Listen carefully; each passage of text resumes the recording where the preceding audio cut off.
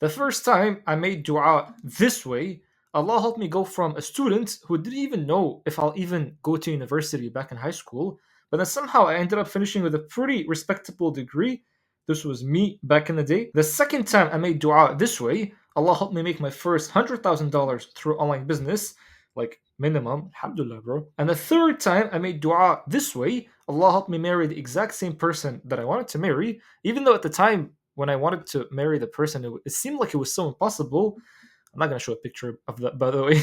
So in this video, I'm going to show you how Allah helped me manifest everything that I wanted when I made dua the right way. So I'll be showing you exactly what is the right way. Before I even continue, just understand that the word manifest, because everybody hates this word, and I understand why, but all it means is that when you take something from the unseen to the seen, that's all it is. That's why people in this whole niche, they use it. So in this video, I want to teach you how to make dua in such a way where it's almost always going to be accepted. And is there even such a thing as a law of attraction in Islam? And also a secret that will almost always 100x your life. So get your pen ready, get your paper ready, and inshallah you'll see great benefit from this video. The very first thing I want to say is that you're watching this video obviously because of something that you want, something that you desire.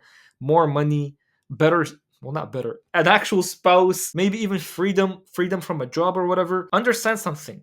The fact that Allah has placed that desire within your heart, it shows that whatever that thing that you want, it's not impossible to get. Because if Allah is truly the perfect designer, do you really think this perfect engineer of the universe would place something within you that's impossible? Like if this creator does that to the humans that created with love, isn't that kind of like a mockery? So this creator, this beautiful creator, would never place something within your heart that's impossible. So be thankful for the fact that you have something within your heart, because that's almost like, it's literally like a prophecy that that thing that you want is going to happen. Now, obviously, is it always going to happen? No, because you have to go through certain conditions first so that this thing, this desire that you have within you is going to happen. So this is the first thing I wanted to tell you. The second thing is that your du'as don't get accepted because the state that you're making the du'a from, it's wrong. You know how many times people are just making du'a from a state of fear, and the entire time they're just like, how come this dua is not happening? How come the opposite of the dua that I'm making happening? And I'll explain to you why. So once you see this, it's gonna unlock something like a light bulb in your head. So look at this picture right here. This picture. I've showed this picture to you so many times. You see that the things at the top, it's stuff like joy, love, passion. The things at the bottom, it's like impatience, worry, rage, jealousy. So this right here is important, so keep it in your mind. But understand, anything that's negative, so anything that's below, anything that's here, it's not from Islam. But then anything that's above here, this is from Islam, which means anything that's above, that's coming directly from the Creator. Anything from the bottom, that's coming directly from the evil of yourself. And by the way, when I say a state of Islam, I mean that it's in a state where you're surrendered to the Creator. You're surrendered to this perfect engineer. And what's the proof that I have behind that? Is that here it says, what comes to you of good is from Allah. But what comes to you from evil, it's because of your own self. And so this right here is the reason why you can't be making a dua from a state of anger. If you make a dua from a state of anger, the more you'll be getting is just more anger. If you make a dua from a state of jealousy, the more you'll be getting is just more jealousy. And this is because there's a beautiful hadith Qudsi that says that I am as my servant thinks of me. So if you're always thinking like, Allah never gives me what I want, Allah wants you to be in poverty, Allah wants you to not have great things, if you're always thinking that way, that's exactly the same thing you're going to start seeing in your life. And by the way, these right here is what people call frequencies. So if you increase your frequency to that of like freedom or love or passion, and then you make dua from that state, almost always is going to be accepted. How many times have you made dua when you're feeling so high, when you're feeling so amazing, and then you make a dua and then you just notice it's like immediately it gets accepted? Almost always. But how many times have you made dua from a state of anger, from a state of like just feeling small, feeling this feeling of poverty, feeling jealousy, or just feeling insecurities and all that, and then you go and you make your dua, and then you're just like, I don't understand how it's not getting accepted. And then you get more frustrated because that's exactly the state that you're making the dua from. So you understand how powerful this is. This is what for some reason no one talks about. Everybody is just like, no, it's okay because Allah likes it when you're just begging and all that stuff. Like, I understand you should be a slave to Allah. You should be the servant of Allah. But that doesn't mean that you sit in frustration, constantly doing the same thing over and over again, and you're just like, why is nothing happening? You need to understand, why is there nothing happening? But not just why is there nothing happening, why is the opposite of what you want happening? It's because of the frequency, bro. The emotional state that you're making the dua from is not correct. So the emotional state is not matching with what you want. Now, a lot of you guys are just going to be thinking, it's like, well, how do I change my frequency? How do I go up here? So here's the thing. Write this down. Literally, bro, write this down. Your frequency is determined by what you frequently see. Isn't that such a good quote? And when I say the word see, I'm not just saying the things that you look at with your eyes. I'm saying the stuff that you also imagine because you see images within your mind. If you close your eyes right now and you imagine yourself on top of Burj Khalifa, wouldn't you start getting the feeling like you're actually on top of a very tall building? So these emotions, these chemical things that are happening within you, it happened because you imagine something. So the things that you imagine, they're the things that you see. So ask yourself right now, man, what are the things that you're always imagining? Because those things you're always imagining, those are the things that are dictating your frequency. Now, obviously, the things that you see with your eyes are also dictating your frequency. So, for example, if you're always watching porn, for example, do you really think, bro, that your frequency is gonna be high? Nah, man, you're always gonna be living in guilt, you're gonna be living in shame. And now if you listen, because when you're listening, you're also imagining things. So if you're always listening to like struggle rap that just talks about things that are going on horrible in life, or talking about just haram things. If you're constantly listening to that, do you really think you're gonna start to have like a high frequency? That's impossible, bro, because the things that you're seeing, it's things that are low, it's things that are negative.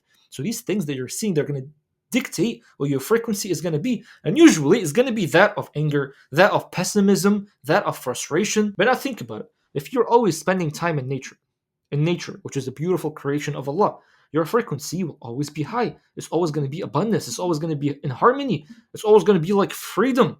That's why, because these are the things that you're seeing. And then if you're always constantly imagining things that are beautiful, or you're constantly in every moment, you're always trying to remember Allah. Every moment you're just trying to remember Allah. What are the things that you see? You're seeing things of goodness. That means your frequency is going to be high. That's why you'll be feeling feelings of love. You'll be feeling like you're free. And now just imagine, from that state, from that frequency, then you start making a dua. Habibi, like, understand. Here's the thing. Whenever I've been reading the comments, and every time on TikTok, on YouTube, on Instagram, people, when they hear these things, immediately they start saying it's like, no, it's bid'ah. No, it's shirk. No, these things have no place in Islam because no one ever in the past said the word frequency. Why are you thinking in such a small-minded thinking? You should be saying Alhamdulillah now that we have some sort of science that explains to us how these things happen. This is truly a science, and what I mean by science is that if you take it and you apply it, you should be getting some sort of results that keeps happening over and over again. That's basically what science is. And I'm telling you from experience, and from the experience of the people that have gone through the teachings that I show them on YouTube, when you go through this, you apply it, you'll see a result. And I say truly go through this. And only you will know if you truly go through this, because all of this is stuff that's from the inner. This stuff is not the outer. No one can come to you right now and be like, oh man, your frequency is high or your frequency is low. Sometimes we do tell, because sometimes we're like, this guy's vibe is very low. This guy's vibe is very nice. So sometimes you do tell, but then when you're sitting by yourself, home alone, no one ever sees you, you never talk to people, and then you're making dua for something and it's never happening, whose fault is that, bro? It's your fault. And by the way, don't be coming here and telling me it's like, but hold on, the people that are going through war, are you telling me that it's their fault? First of all, that topic, we don't have the wisdom to understand what's happening. So the wisdom is always back to Allah. But if you're living in Canada, bro, if you're living in the US, if you're living in the West, in a place where it's like a first world country, if you're living in a place where you have internet, whose fault is it that you're not living the life that you want? I can take that same person who's living in the US and they're still broke, take that person, put them in the most perfect place where they can make money immediately, they still won't be able to do it. Why? Because it's not the place, it's their fault. There's people in Jordan, there's people in Iraq, there's people in any of these countries that people consider like not a first world country, and they can still make money easily, they can still make dua and it'll be accepted easily. Why? Because they understand this. So right now, all I'm asking for you is just open up your mind. Understand that Allah's given. We're living in the end times, which means that the Quran, most of the beautiful knowledge is within the Quran, the unlimited knowledge, it's coming out. It's the biggest proof that we're actually living in the end times. So accept this stuff, take this stuff, apply this stuff, and you'll see by yourself the result is going to come. Don't even believe me. Just do it, and then you'll see. Anyway, so this is what I wanted to say. Your frequency The emotional state that you're in, Habibi, is very important. Now, the second thing that I wanted to say is that there is a law called the law of Yusr, which is ease. Or basically, in English, you could say the law of abundance. This law states that Allah will always bring Yusr.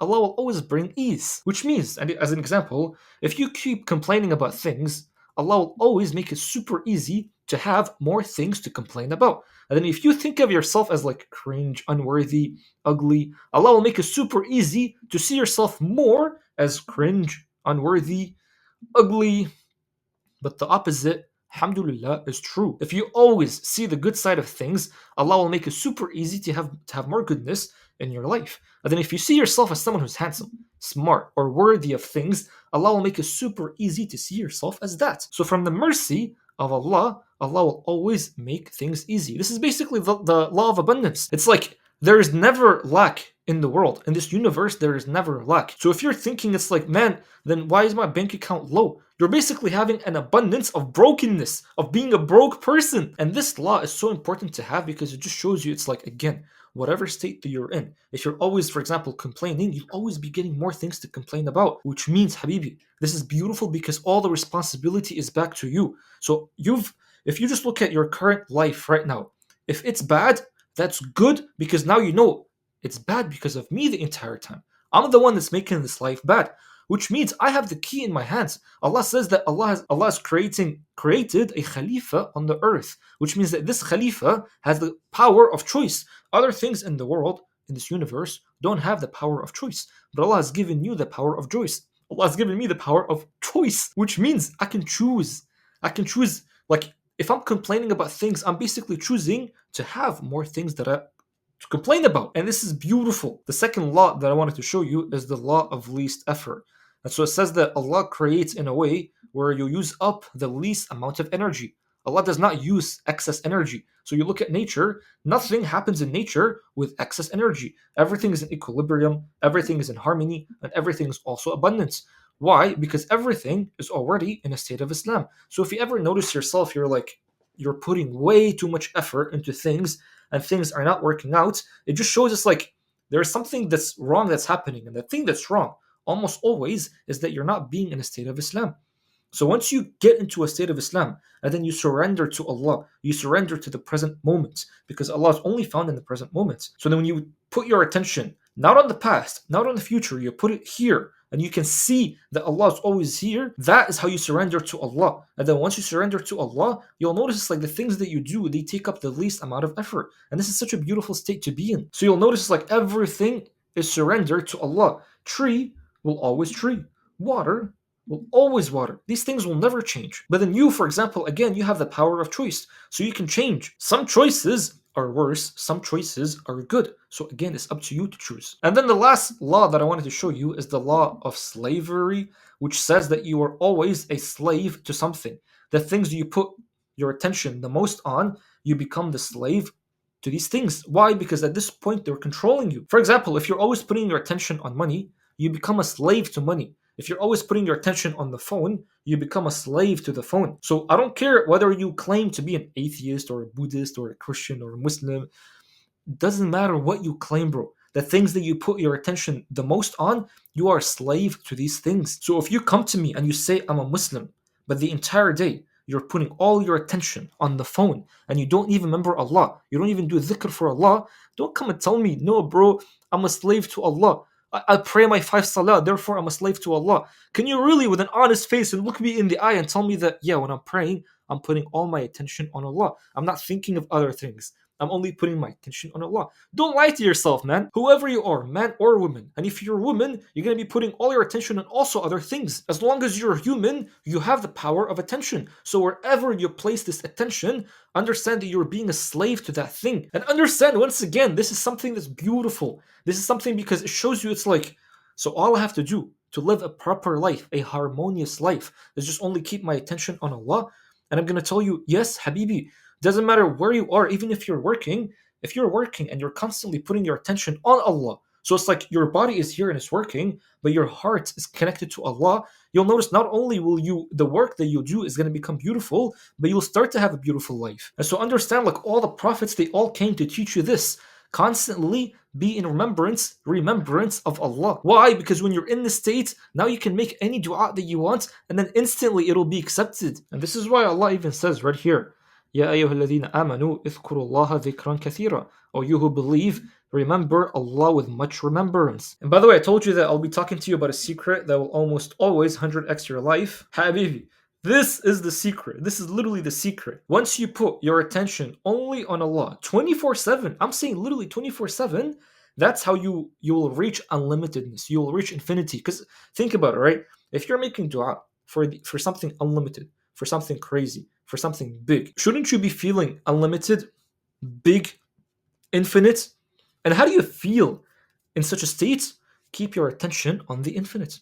Keep your attention on the abundance himself. Keep your attention only on Allah. So now think about this. Combine all of these laws together. So if you increase your frequency, like your emotion, if you keep thoughts of gratitude in your mind, so the law of abundance, law of yusr, and then you get into a state of Islam, and then you keep your attention only on Allah, and then you go and you make your dua, Allah is going to respond to your dua by giving you inspiration in your mind with an act that requires the least effort. And then it's so beautiful, man. You'll always look back at the time when the dua got accepted, and you'll just be like, it happened in such a way where it felt like it was so easy. It's almost like you didn't even have to do anything.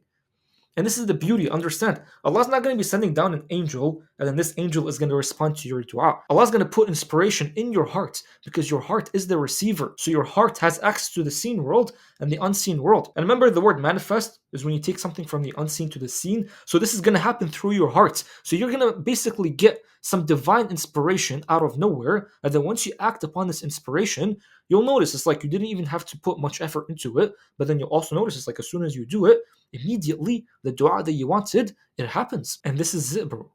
This is literally it. That's all you have to do. Habibi, I can't tell you how many times I have in my mind, I'm like, anytime I make a dua, it's always going to be accepted. I never make a single dua that never gets accepted. And I've had that mentality ever since I was in high school. I mean, bro, when I was in high school, I literally felt like I was like, because I didn't really care about it. And I'm like, I felt like I was not going to succeed. I was not going to graduate from high school. So I remember it's like I was in grade 12 and my marks were so bad.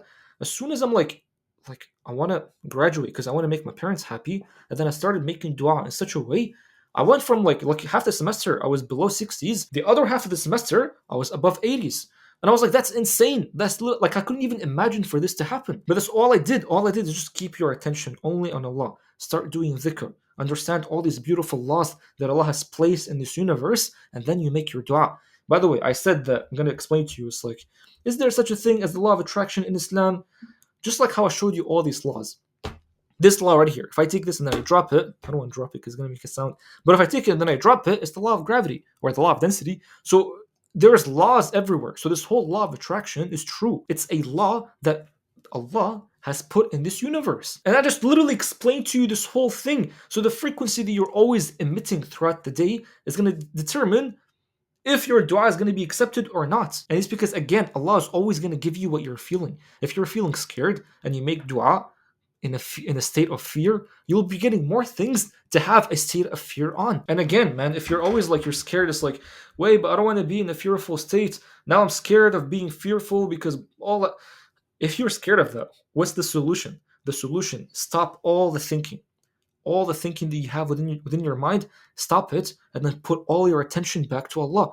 The fact that you are in a fearful state is because, again, your frequency, bro, what the heck is the frequency? Frequency, once again, is determined by what you frequently see, the things that you imagine, the things that you're putting your concentration, your attention on.